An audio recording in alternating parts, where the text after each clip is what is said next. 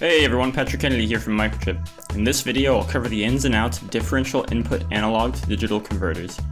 First, we'll put them in context relative to a traditional single-ended ADC, which will later shed insight into how differential ADCs can be used to improve sensor resolution and reject common mode noise.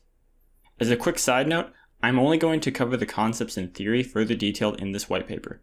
I personally keep it as a reference, so I'd highly recommend checking it out afterwards.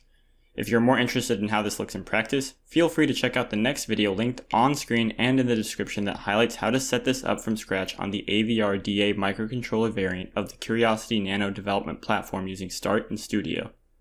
I've also included some other links to code examples, tutorials, and app notes if you want to see implementation details and advanced use cases. Okay, so some of you watching this probably already know, ADCs convert continuous analog signals to discrete digital representations. They are one of the basic building blocks that enable a digital circuit to react to real-world or analog events like user input devices or sensors. Now, the performance of an ADC is primarily characterized by its bandwidth, which represents the quantity of data that can be captured or handled at any given moment, and the signal-to-noise ratio, or SNR, which represents the quality of that data. While the bandwidth is primarily determined by the sampling rate, the SNR is a bit more complex and is related to things like resolution, jitter, and common mode noise. Luckily, this is precisely where differential ADCs can help, primarily by improving ADC conversion or sensor resolution, and by rejecting common mode noise, both of which will improve the signal-to-noise ratio. Now, a traditional single-ended ADC will output a result proportional to the voltage on a single input pin relative to a voltage reference and ground. For a 12-bit single-ended ADC, this means the maximum output value will represent any input voltage above the voltage reference. Similarly, any input voltage below ground will read 0. Utilizing a 3-volt voltage reference means that those 12 bits of resolution are spread across the 3-volt range. In other words, our 4096 distinct values equates to a resolution of approximately 0.73 millivolts.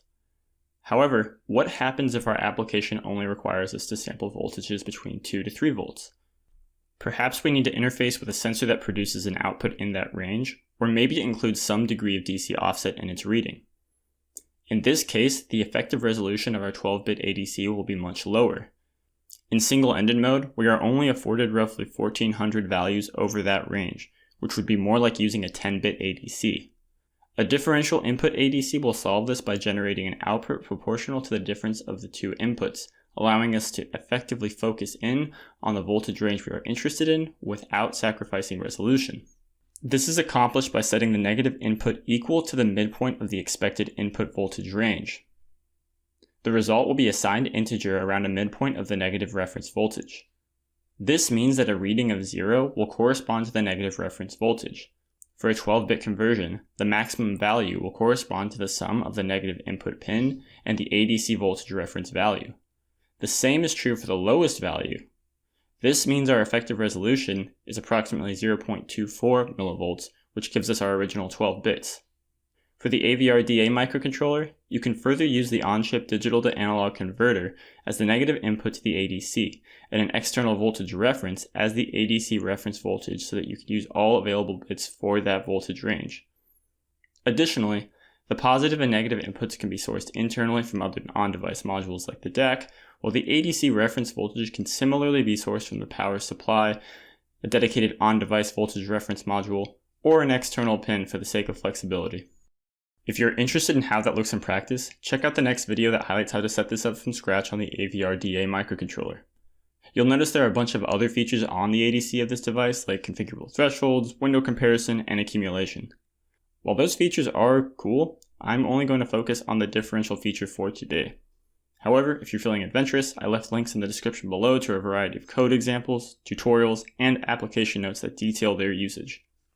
Okay, so now that we have covered how to improve our ADC resolution, which will boost our measured signal, how can we improve SNR by reducing the noise?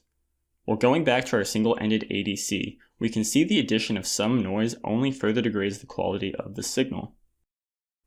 It's important to note that noise in general can come in two main forms. First, noise along the signal path can come from power lines, RF signals, and other switching frequencies. And second, noise on the microcontroller ground and reference voltage levels, which is known as common mode noise.